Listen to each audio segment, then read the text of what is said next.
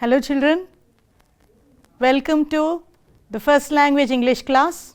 In today's class, we will be learning the fifth poem, A Poison Tree, which has been written by William Blake. The power of a sun can kill, and the power of foe can burn. The power of wind can chill, and the power of mind can learn. Now children, I want you to add more lines to this beautiful poem. Now maybe you can add words which will show a lot of other expressions like happiness, then glee, then fear. You can add your own lines to these lines. This has been beautifully written by an American musician. Now I am not going to give you the full poem now. At the end of the class, you can see what is the rest of the poem. So it will be continued at the end. Now let us quickly learn a few things about our author of today's poem. Who is he? It is William Blake. Now William Blake lived between 1757 and 1827. He was a pre-Romantic period English writer. Now during those times there was a lot of unrest in the society. That was the time when there was a lot of revolutions going on. You would have heard of the French Revolution. So that was the time when he lived. So there was a lot of unrest in the society when he lived. That was before the Romantic period. And basically he did not have any formal schooling. He had an ability to see the world of God behind the physical world, which made him a mystic poet. So most people called him a mystic poet. Now children, please remember that William Blake's works did not become popular when he was alive. It was only after his life that his work became very, very popular and people started recognizing him as a good poet. Now this is one of the originals which is available in the world today. It is in London's museum, one of the museums of London. It is the original of the poem with which William Blake's illustration is found, which means the drawing that you see on this poem here has been done by William Blake himself, who was also a painter, he was also an artist. Now let us learn new words that come up in this poem today. Now as you see, I have already put up so many words, but let us look at them one by one. The first word is wrath. Some people also pronounce it as wrath. So I would like to pronounce it as wrath. They saw the floods as a divine wrath. It means they saw the floods as a divine anger. It means God was angry. So what is the meaning of the word wrath? It means anger. As you can see, this picture here is telling us that it is very, very angry. Let us look at the next word, foe. It means enemy. It takes courage to treat a friend and a foe alike.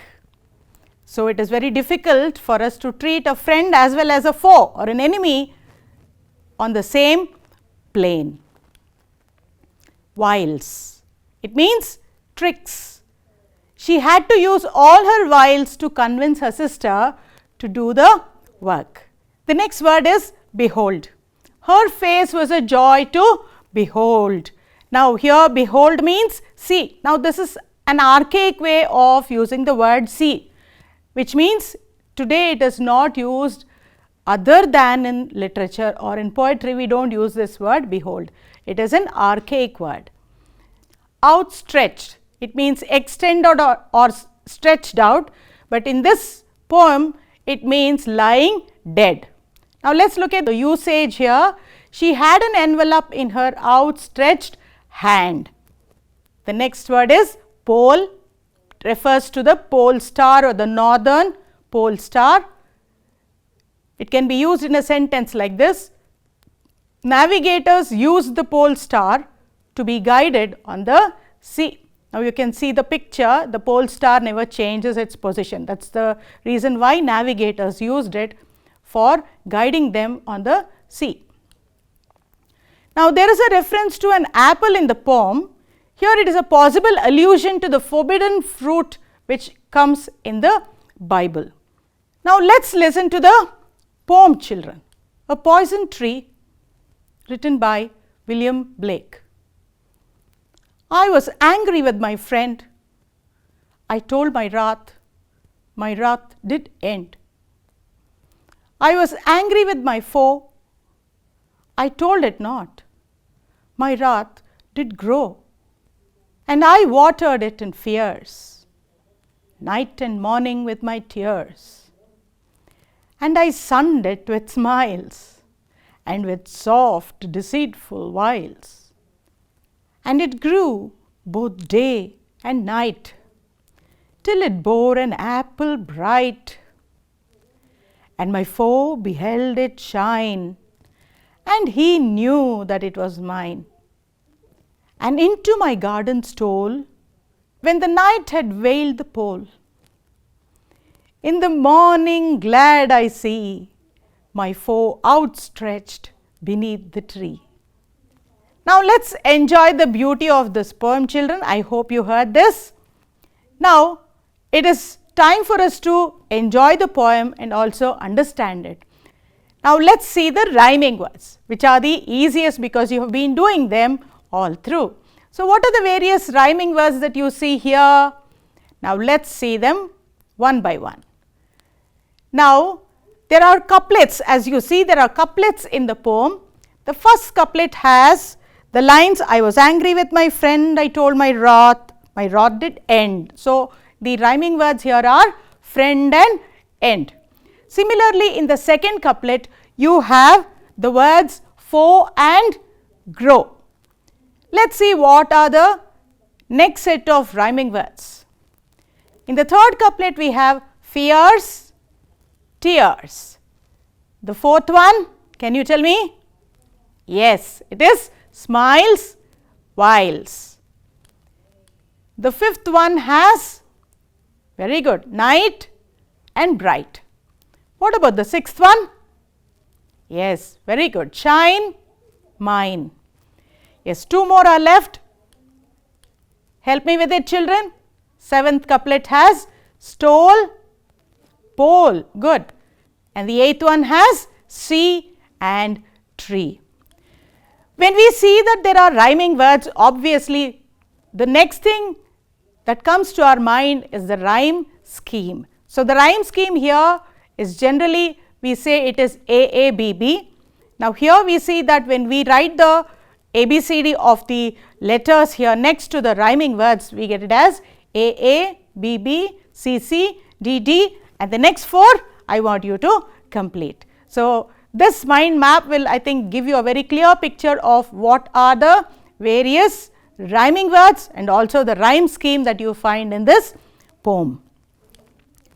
Now let's see quickly some of the points that you have to remember here regarding this particular concept. Now the rhyme scheme here is very simple, and this simplicity of the rhyme scheme is what makes this poem to have the quality of a nursery rhyme, which means it is very, very simple for us to even remember and memorize it. Yes, children, at this point I would like to mention to you that this poem is there for memorization. You have to learn it by rote. You don't have to really struggle because of the simplicity, you will be easily able to memorize it. Now, why has the poet kept the rhyming scheme very simple? The reason is, yes, he intends to push the moral to the front or to the fore, so that we concentrate more on what message he wants to give to us through this poem. Now, there are some symbols in this poem which adds to the moral implications also. So, the simplicity and these symbols help us to learn the moral behind this poem. So, let us see one by one what are the symbols that Blake has used here. He has used the garden as a symbol. Now, what is it going to show to us? It represents the speaker's mind. Yes, here children, these lines, for example, here it says, I watered it in fierce night and morning, these lines, along with it and into my garden stole, which comes in the last stanza. These tell us that garden has been a symbol.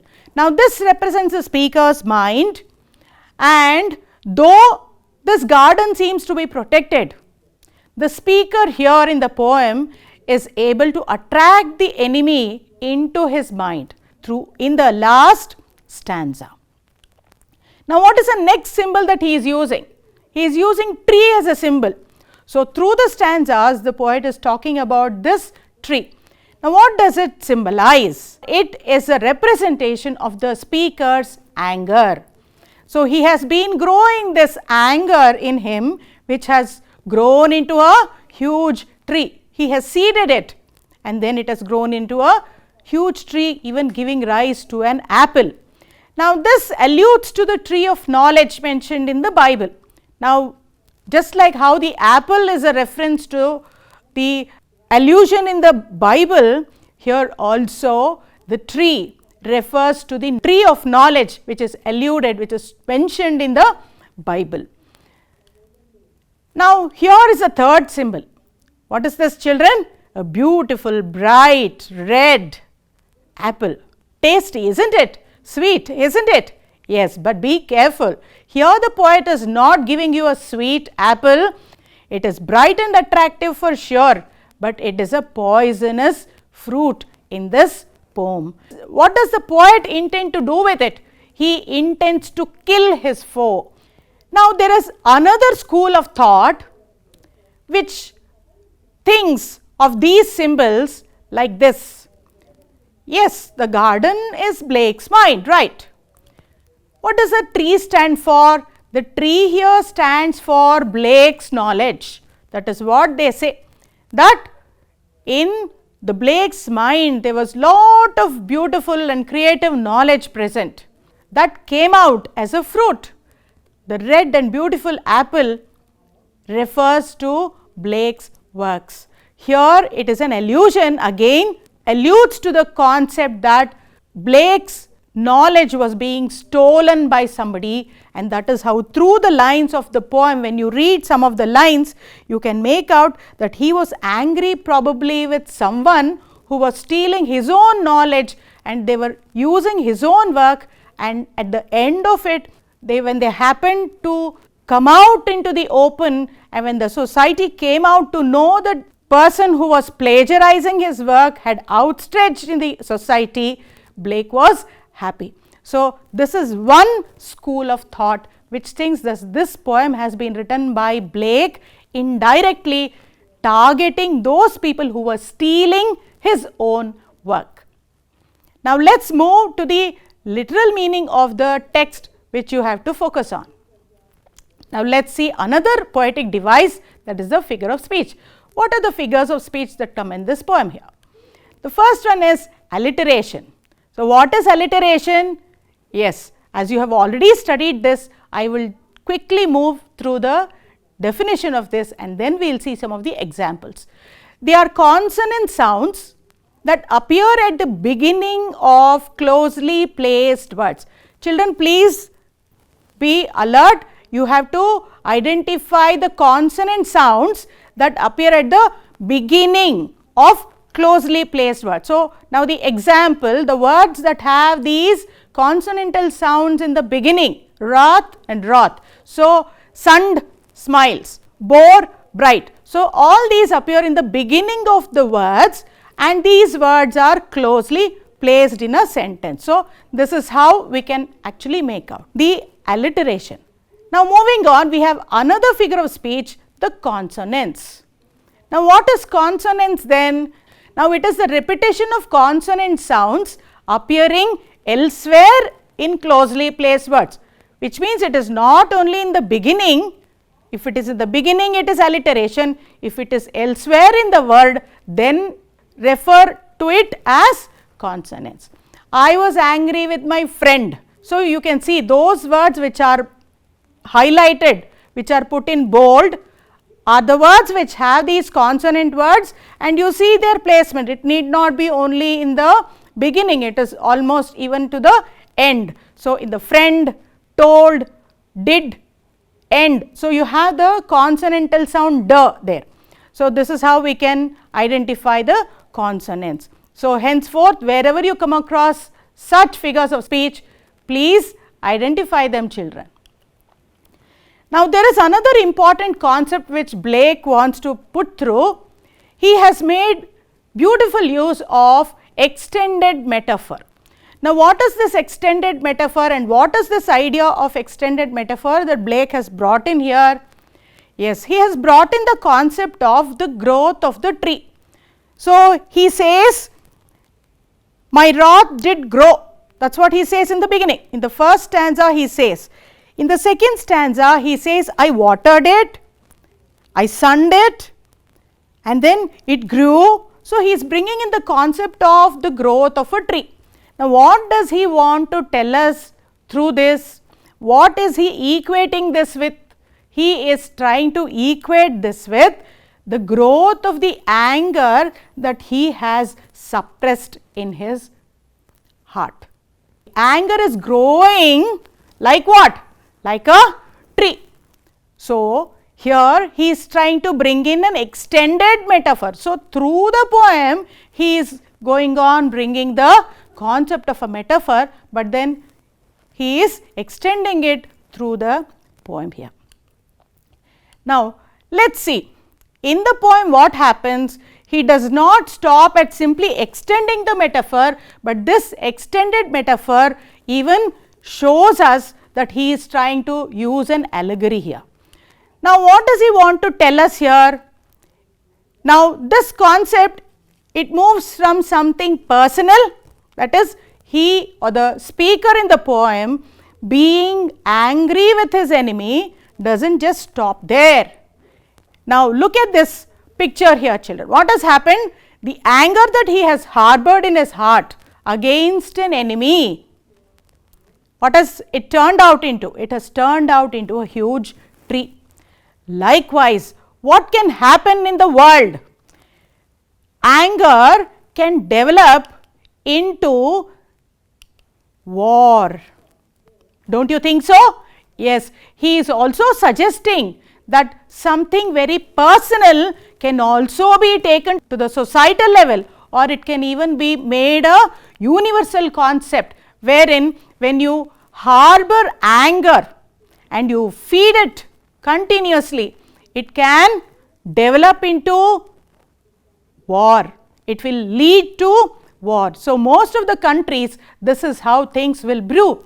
Now, remember, it was those times when there was lot of revolution going on, the society was in chaos, there was lot of problems, and Blake could not tell all this outrightly, or he could not be open with his thoughts. So, he tried to put his political ideas also through this extended metaphor, which can be made universal. Now, it is not only during his times, this is applicable even to this day. So, it is a universal concept which he has brought in his poem. Now, let us quickly check our comprehension, children. Look at this question. What happened when the speaker expressed his anger? What happened? The first two lines of the poem tell us that the anger ended when the speaker expresses anger. So, there was no scope for heartburns. It did not grow into a tree. When he was angry with his friend, he openly told his friend that I am angry with you for such and such a reason, and the matter was closed. What happened next was, let us see, what happened when the speaker suppressed his anger. Remember, he expressed in the first instance, here he is suppressing it. He is not telling it out. So, what happened then? Yes, when the speaker suppressed his anger, it only grew. It grew into what? A tree, as you see in the poem. Who is the speaker in the poem? A man, a woman, a child. Yes, children, see, till now we have told that William Blake has written this poem and probably it is his own idea we have been saying. So, in that instance you will say it is a man, but is it only a man? No, it can be anyone. Just now I told you that it can be universalized, which means anybody can put themselves in the shoes of the speaker in the poem. Though the poem has been written by Blake, anybody can be in that place. It can be you, it can be me, or it can be anybody else. If we put ourselves in that place, if we are expressive of our anger, there will be no problem. But if we suppress our anger, all of us will have a tree and an apple tree, a poisonous apple tree in our minds. So, that is what Blake wants to tell us here. Now, let us see what is the setting of the poem. Now, what do you mean by the setting? Where is it actually happening? Now, I have spoken of the symbol. So, if you have been observant of what I have told you, it will be easy for you to answer this question. Now, where is the action taking place in the poem? Yes, the action is taking place in a garden. And where is the garden, children? And that garden is in the mind of the speaker. So, I am not using the word poet because here we will take it as a universal concept and I am using the word speaker. What does the speaker see in the morning? This comes in the last stanza. What did he see? Who was there? Outstretched. Yes, the speaker sees his foe lying dead below the apple tree. Now, why was he lying dead below the apple tree? Can you guess? What had he done? What had the foe done? He had eaten the poisonous apple. That is why he was lying dead there. The two contrasting ideas projected in the poem are, what are the two ideas that have been projected, children? I suppose till now I have explained to you. Yes, come on, let us see. The speaker is angry with his friend. Yes, the speaker is angry in one instance with his friend. So, in the other, the speaker is angry with his foe. So, he is angry with the foe. Now, let us see what is the idea going to take us further into. The speaker reveals his anger to his friend. So, the speaker is angry and he has told his friend. In the second instance, he has concealed his anger from his foe. What has happened in the first instance? The problem is resolved. In the next instance, the problem grows. So, here you can see the chain of actions, reactions. Speaker angry, he reveals to his friend, problem resolved. In the next instance, speaker is angry but conceals the anger and problem grows. So, these are the two contrasting ideas that are projected in the poem by the poet. So, now let us quickly recapitulate. This poem tells us the effect of suppressed feelings. So, if we harbor ill feelings in our heart, what will happen? This is what is told. The poet is angry with his friend and he talks about it with him and his anger ends. In the second instance, the poet is angry with his enemy and he does not express it. So, what happens? His anger goes on growing. So, every time the poet thinks out of fear or with anguish about his enemy, his anger grows. When he smiles in front of the enemy, just because he is afraid to show his anger and keeps plotting against him, his anger grows all the more.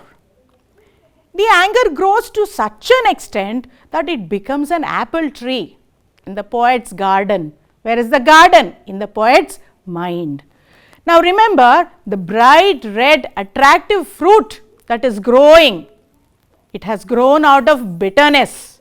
So, it is very poisonous. The enemy sees this beautiful bright apple one day.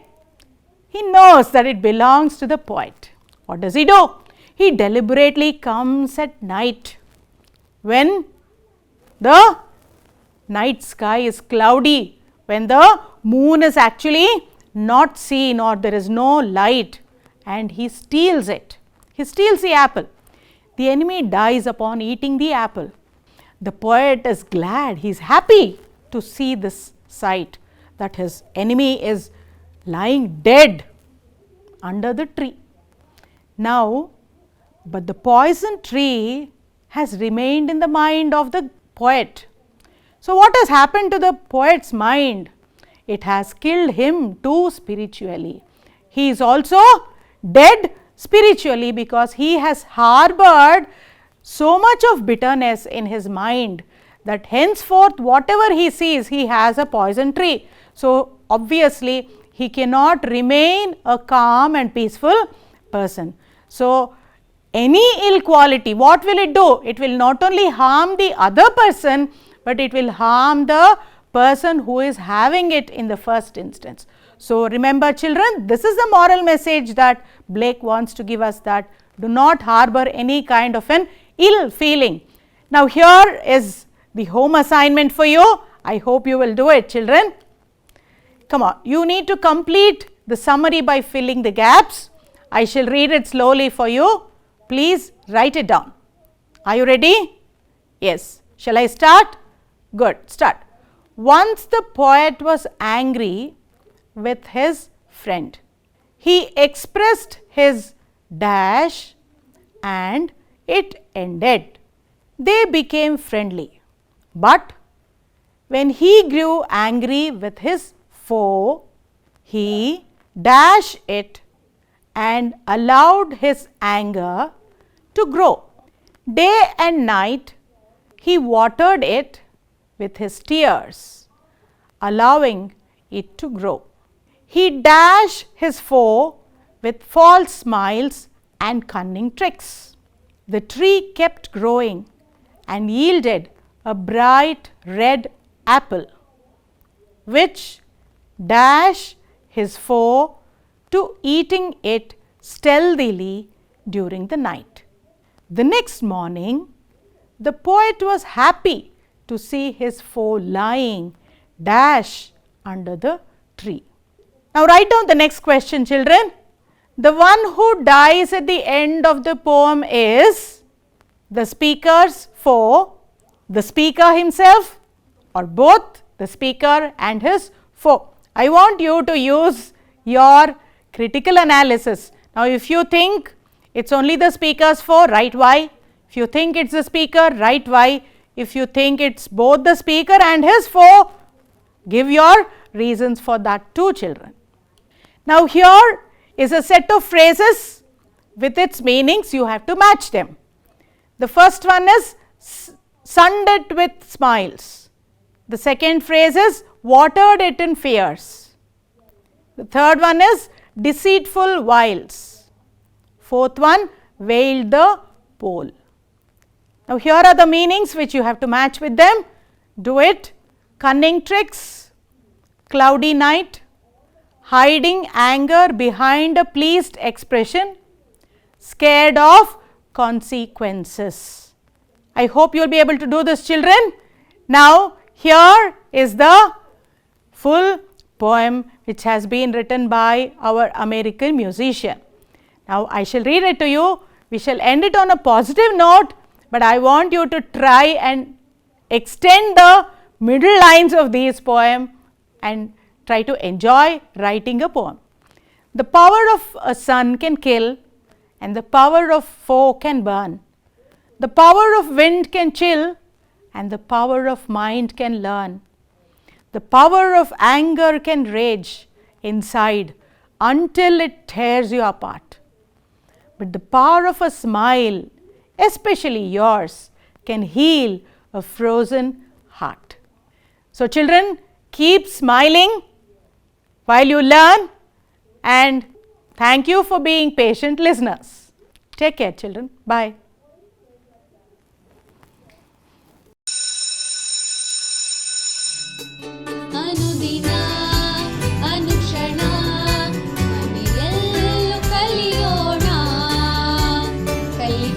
ಹೊಸ ಹಾದಿಯಲ್ಲಿ ಜೊತೆಗೂ